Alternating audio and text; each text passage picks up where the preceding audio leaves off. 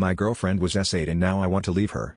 I realize right up front that I'm going to come across as a jerk and I will probably get lots of hate for this, but I'm looking for all points of view. A year ago, my girlfriend was S8 as she was leaving work. While she was not killed, her attacker did threaten her with a weapon. Fortunately, the store she works at had cameras in the parking lot. In between getting video of the attack and the bank across the street, getting the attacker's car on camera, the police were able to catch him within a day. Between the video and DNA testing, he did not even contest. He just pleaded guilty in exchange for not receiving the max. Since there were aggravating circumstances, the weapon, the judge gave him a 20-year sentence, and with time for good behavior, he can be out in about 10 years, give or take. I tell you all of that to make it clear that her attacker is no longer a threat. She doesn't have to fear him coming back for her for at least 10 years or so. Obviously this was a very traumatic event in her life, and while I was not a victim per se, it was also very traumatic for me as well. I can't imagine what she has gone through and I don't compare my situation to her at all. But, I've had severe bouts of depression because I couldn't protect her. Knowing someone else was harming her sometimes was almost more than I could handle. Right after the incident, she did not want to see me. I get that. It hurt but I understood. Her parents picked her up from the hospital and I did not see or hear from her for a week, which I sort of get. However, I think I could have gotten a text or something, just saying she was okay. Finally a week in, her sister calls me and lets me know that she's staying with her parents and she will be calling me in a couple of days. She never called me.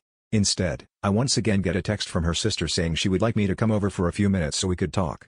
I get up and go over. I'm greeted at the door by her mother who very calmly and very coldly starts laying out to me how I am to act and what I am to say. I am further instructed to not attempt to make any physical contact with her as in a hug or anything. Okay. Again, I get it. Major trauma. I'm sure they have been coached by therapists and counselors in what to say and do around her, so I play along. I walk in and she's sitting on a chair with her dad standing next to her and her sister sitting on the couch. As I walk in the room, the sister starts talking and telling me that my girlfriend wants me to know that she is okay but obviously she has been traumatized and appreciates my understanding in her recovery. She never said one single word to me and barely looked at me. Again, this was right after the event, and I'm understanding that this is how it has to be.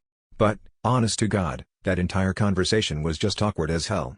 I leave, go home and attempt to focus on how I can help her. I start Googling how to deal with a rope survivor and what I can expect. She starts going to therapy initially 2 times a week. Then after 2 months, it goes down to 1 day a week. In the meantime, she finally makes contact with me and asks to meet at a coffee shop. I get there and she's already there and waiting. At this point in time, they had her so medicated that I was dealing with a zombie for the most part. There was no emotion and she was very methodical in her speech. Basically, she wanted to get together that day to tell me that she couldn't go out with me for a while until she got past some issues she was dealing with. Of course, I told her I understood. This was almost a month after the attack, and this was our first conversation by ourselves. So, I was already living under this assumption. I told her I would be there for her and that whatever she needed, whether that be space or a shoulder to cry on, I was there for her. I started to tell her that I loved her and she stopped me. She told me that right now she didn't want to hear that and that I had to respect her wishes. I was once again a little hurt and frankly surprised, but I said whatever she wanted. She starts texting me the next day. Little things, nothing important, but I think it is a big step in getting back to where we were. This goes on for another month and a half. I finally asked her at the month-and-a-half mark if we could meet for dinner. She didn't reply for 2 days and then said that she had to wait to talk to her therapist. Finally, she agrees to this, but sets the date for another month away. Now mind you, this is almost 4 months after the attack. And so far I've had 1 physical conversation with her in person and 1 bizarre conversation with her and her family. At this point, I'm also not being updated on our progress by anyone. Granted, I realize that I'm not officially family, nor am I entitled to do anything. But, it would have been nice to just get a text or call from someone telling me that she was doing good in therapy or was not, or anything. We went out to eat at a small bistro that we ate at all of the time.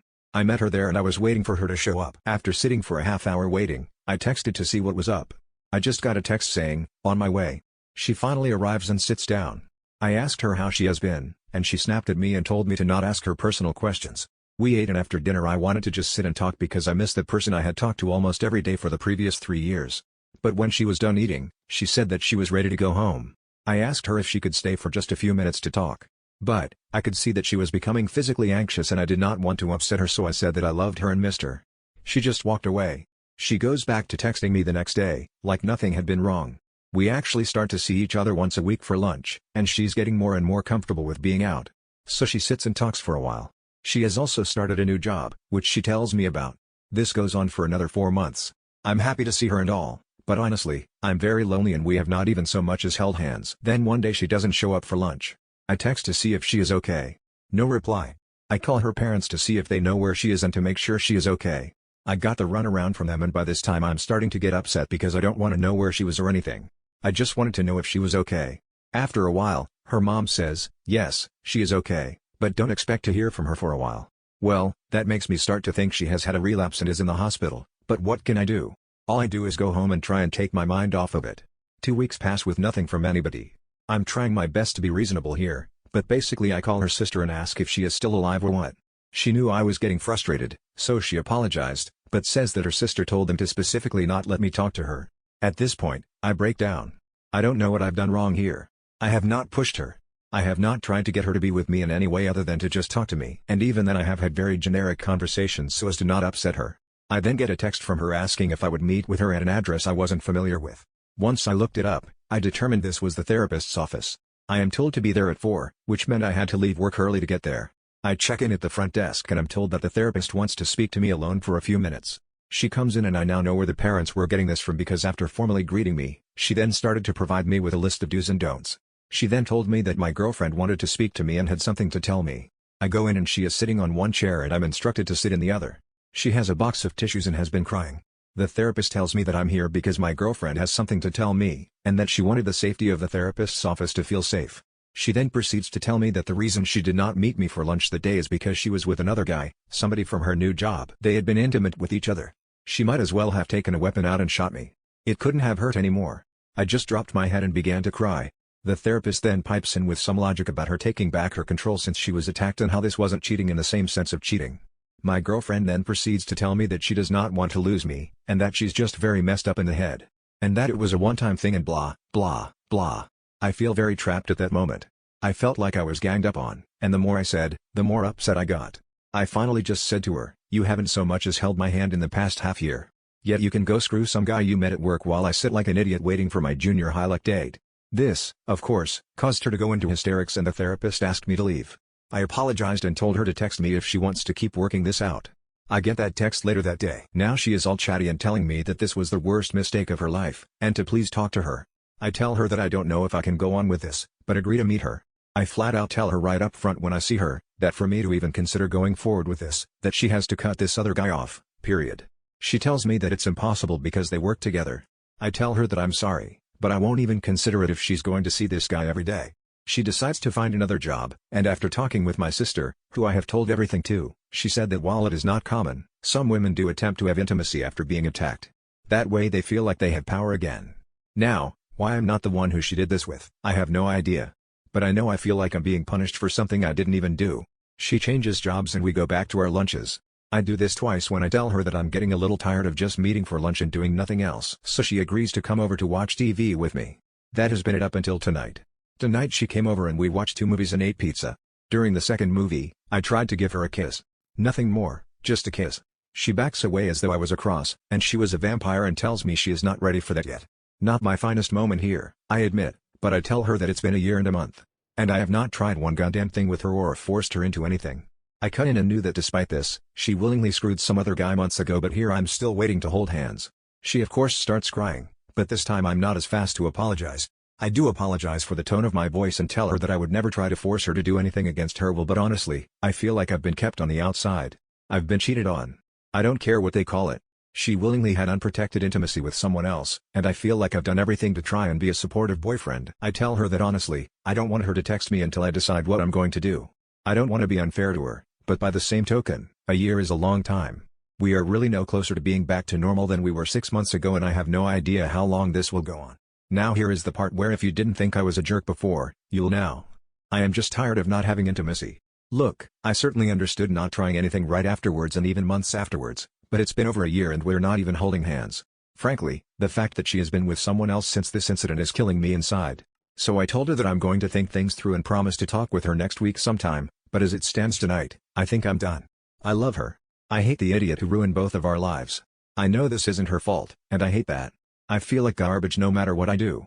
If I stay, I'm going to be resentful, and even if she comes over tomorrow and has intimacy with me, it will feel like either pity intimacy or desperation intimacy. But I know ending this will be punishing her for something that isn't her fault either.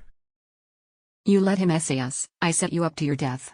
When I was 9, my mom started dating a man named Roderick. He had oily brown hair and a face filled with sores. I didn't like him from the start. He made me uncomfortable to say the least. A few months after they started dating, Roderick moved into our house. Everything was okay for the first few weeks, I guess. Then my mom started to act funny. Staying up all night, not cooking us lunch or supper, not cleaning, snapping at us for no reason, and hitting us. Our lives had been turned upside down by this man so quickly. Then one night he came into my bedroom, held me down, and attacked me.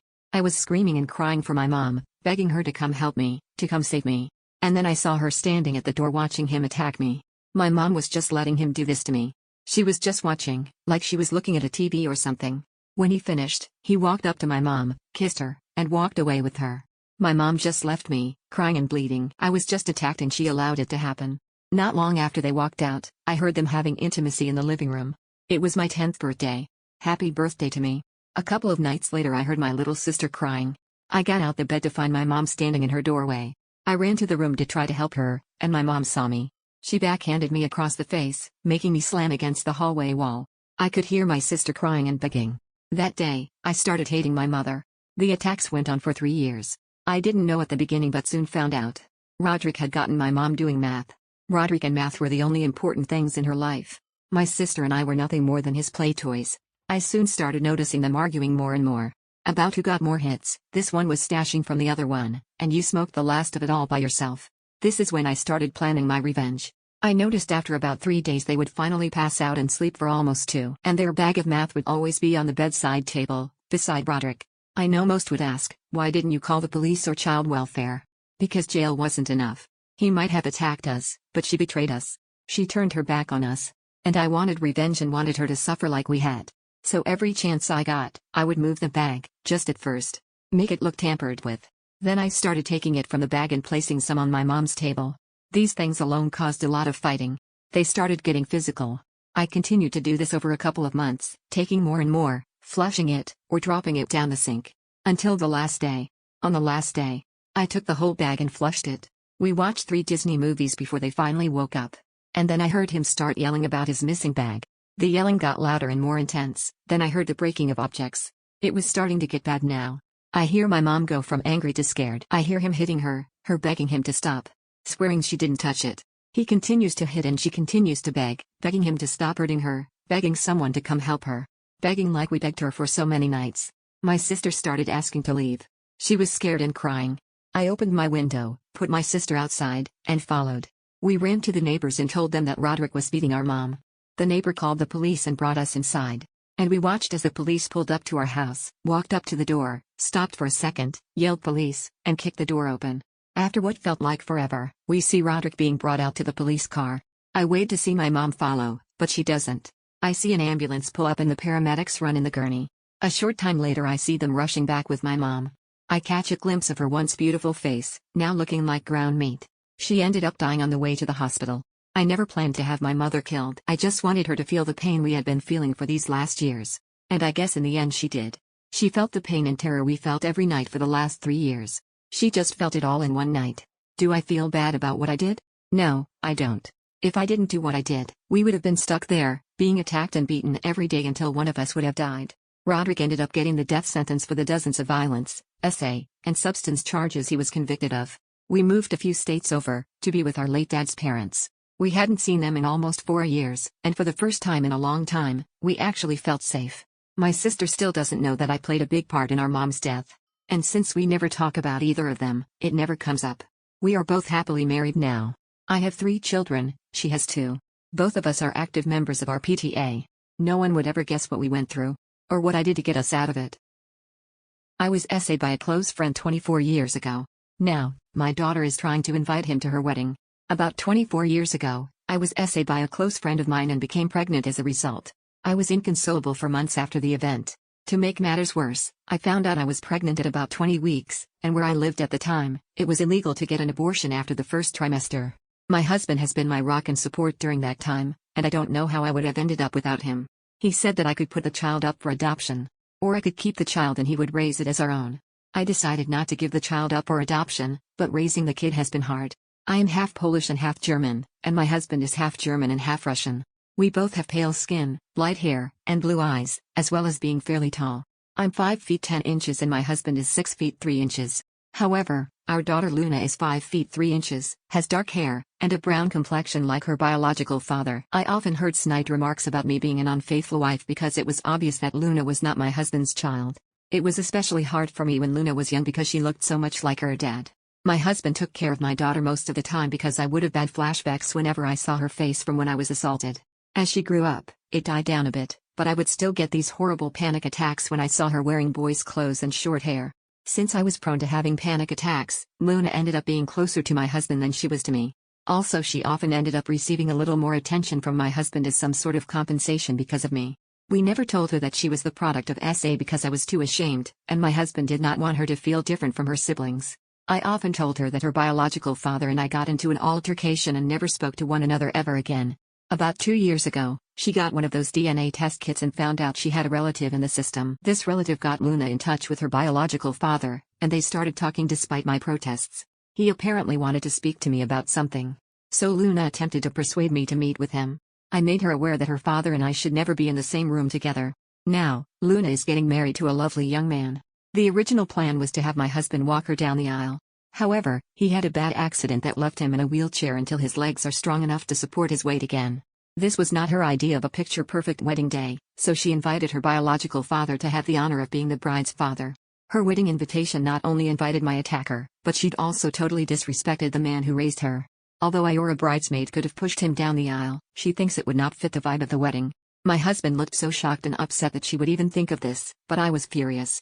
I have a visceral hate for that man, and I let her know that I would not be anywhere near him. She told me that this is what she wants, and there's no changing her mind, so I told her I will not be attending if he's there. She got upset and told me that I shouldn't hang on to the past. That's when I laid into her that she doesn't know what happened between me and her biological father, so she shouldn't stick her nose where it doesn't belong. Now I feel terrible about what I said and how I said it. Though she can't be blamed for her being born or not knowing what happened since I never told her, I still feel as though my wishes should be respected. I'm now okay with her contacting her father, I just do not want anything to do with him. Also, it's rude to replace your father with another man whom you've barely known for 2 years because of something he couldn't control. Can anyone offer me a perspective that I am not catching?